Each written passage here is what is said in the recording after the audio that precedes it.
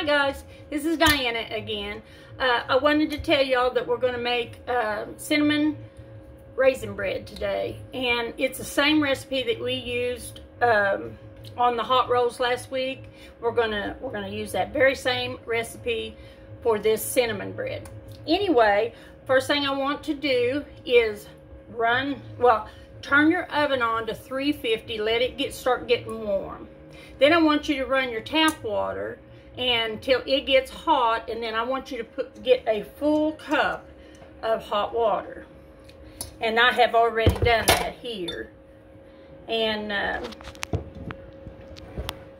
I'm going to put, this is the yeast that I always use, and I'm going to put a 2 teaspoons of dry yeast into my water. Get myself coordinated today. There we go. And then now we're going to put a tablespoon of sugar into that. There we go. And we're going to also go ahead while we're at it, since I'm lazy and don't like to do a whole bunch of dishes, we're going to go ahead and throw that egg in there. And then we're going to stir it all up together. And you know I'm sloppy, so I'm going to get there for you. Alright, we got it all mixed up now. I'm going to set that to the side. Let it start doing its thing. Let it get all foamy where we can use it. And when that gets foamy, you know that your yeast is good. So that's a good indication. If it doesn't foam up within, say 10 minutes, it's not going to, and your yeast has went bad on you. Okay, and then we need 3 cups of all-purpose flour. And we need a teaspoon of salt. Get that in there. And now, after our yeast starts bubbling up, then we're going to go ahead and come back in and add it to our flour. Guys, we need to go ahead and put our cinnamon also in our dry. I forgot about doing that. Listen, I like my bread cinnamon. Really, I like a lot of cinnamon. So I'm going to put 2 tablespoons of cinnamon. I can get it out of there. There we go. Into my dry ingredients. And at this point, you can also go ahead and put in 1 cup of your raisins. Now listen guys, you can use any kind of dried fruit that you want. If you use apricots, you might want to dice them up a little bit.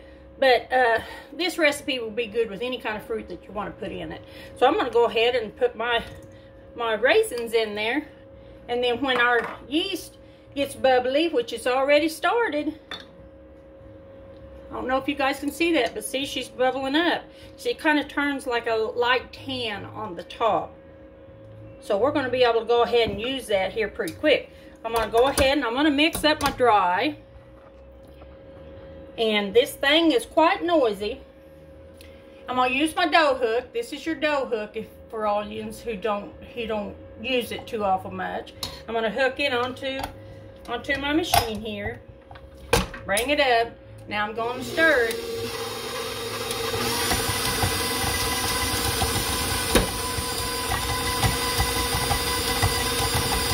That kind of helps break up those raisins that were stuck together as well. Okay, now I'm going to go ahead. I'm going to take my bowl out, just out far enough where I can pour my yeast. My yeast has already done its bubbling, so I'm going to throw it in here. And before I put it back on the mixer, I'm going to take my dough hook off, and I'm just going to kind of run it around the bottom and the sides, because it doesn't touch all the way down on the bottom of this bowl. And I want all that yummy goodness put together. Get this all stirred up.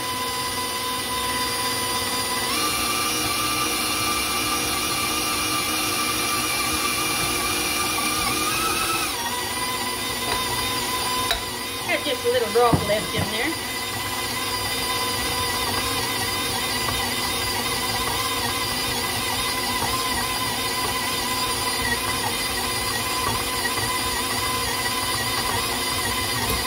It's getting there, guys. But look how much work you don't have to do if you've got one of these mixers. I'm telling you, when you're a baker, you need one of these mixers. They are absolutely wonderful. And listen, they last I mean, it just seems like they last forever. This is my second one, but my first one did not go out or anything. It's just that I wanted a bigger bowl so that because I do a lot of bread, and I wanted a bigger bowl so that it would hold the capacity of flour that I needed it to. Okay, now what we're going to do is just like we did last time with the hot rolls, we're going to pour, and this is vegetable oil. You can use any kind of oil that you want. You can use canola oil, vegetable oil, olive oil, whatever you have you can use. We're going to pour just a little bit in there. This is going to help prevent the dough from sticking to the sides of your pan, because that can be a kind of a pain in the rear end. Anyway, I'm going to take it just like I did last time. I'll run it all around. Get that oil everywhere where it won't stick. And now we're going to put a cloth over the top of it. And we're going to set it to the side over on top of our stove. Now, the reason that we do that is because with you having your stove already set on 350, which is what we're going to bake this at, you set this on top of it, the top of your stove gets a little bit warm from your oven. That will help your yeast rise quicker. So this will take probably about 20 minutes, and I've got it all covered up. I'm going to go sit it on my stove, and then I'll be right back. Okay, guys, I also wanted to talk to you a little bit further about your yeast. You know, when you buy your yeast, you buy it in the cooking aisle. It's usually up on the very top of the shelf. But anyway, it's not in the refrigerated aisle. However, after you have bought and brought your yeast home, and after you have used it for the first time, then you really do need to go ahead and put the lid back on it, put it in your refrigerator. I usually keep mine in the refrigerator door there. It will make your yeast last longer if you keep it cool. And of course, in the refrigerator, you know, it always know where it's at. Always put it in the same spot. And if you do that, you'll probably be able to use the whole thing without it ever going bad. Yeast don't go bad too awful quick unless you keep it in the cabinet. But anyway, I wanted to make sure that I shared that with you. And we're going to let this yeast go ahead and do its thing and rise, and then we're going to come back and I'll show you how we get it rolled up and put it in your pan. Okay, my dough has risen to double. So now what I'm going to do is I'm going to bring it down here, and I'm going to show you how to try to keep the bubbles from getting into your bread. I don't know whether you've ever had that done, but it's kind of aggravating.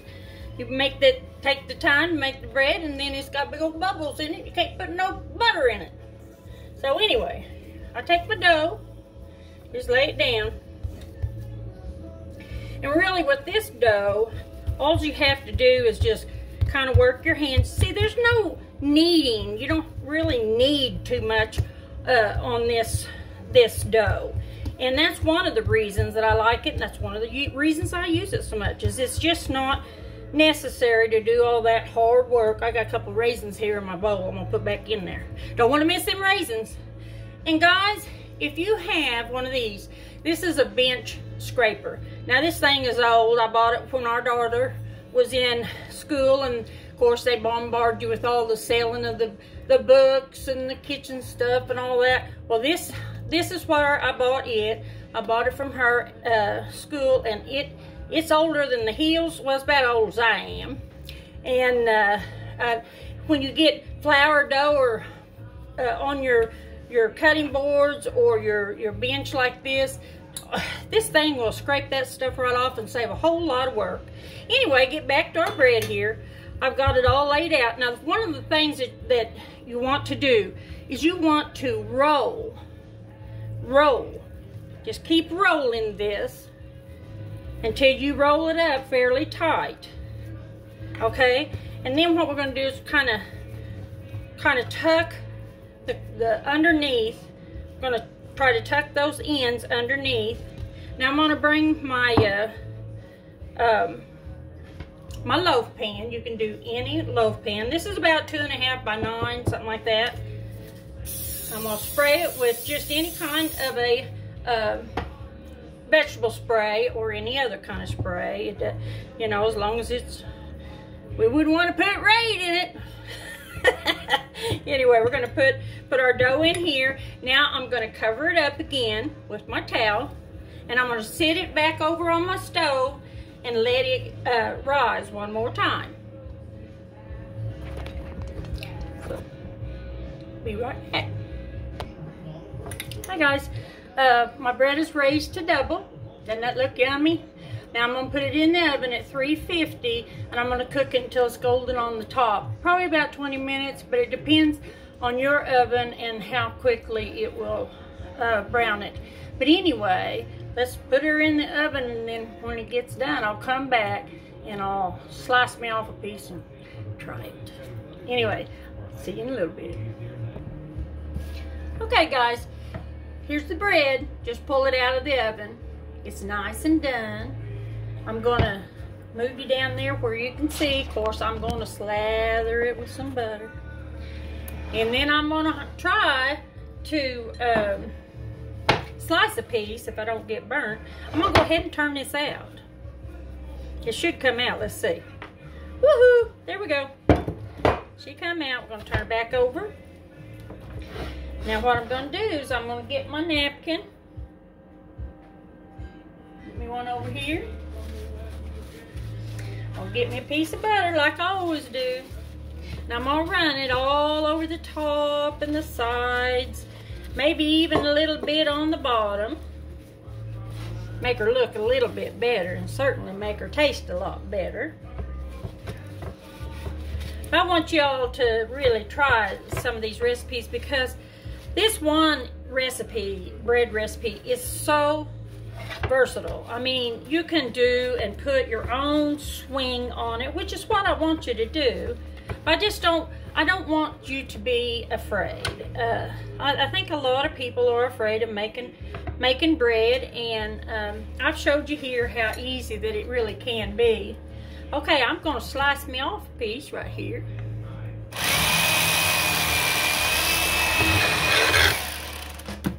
Woo! Can you see that steam? Oh yeah. Now listen guys, since I rolled it up like I did when I put it in the oven, we don't got no holes in it. Now I'm gonna slather that with a little more butter, of course. Guys, I love to slice this up, and in the morning time, put me a piece in the toaster and just eat a piece of this raisin bread toasted. Okay, I'm going to come back up here. Let's see. Oh guys, I hope you enjoy this. Put your own swing on it if you want to. You, like I said, you can put any kind of fruit that you want in it. And this is a really a good gift. I do a lot of baking and making candy and stuff. Excuse me with my full mouth. For my neighbors and stuff for Christmas time. Things like this, you know, a lot of people don't get it. And it's just, people don't have time anymore, it seems like. But anyway, give something like this to one of your friends. You'd be surprised how surprised and how happy that you can make them. Okay, I want to go back over the recipe. Let me get this swallowed. Good old iced tea. Okay, I want to go through the recipe again, just in case that you didn't catch it all. This bread recipe, like I said, is very, very versatile. You need 3 cups of all-purpose flour. You need 2 teaspoons of dry yeast.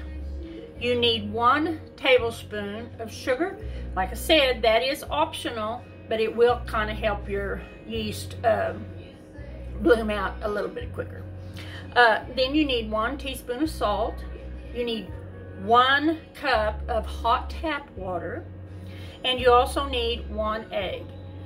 You bake it at 350 until it becomes golden. And just enjoy it, guys.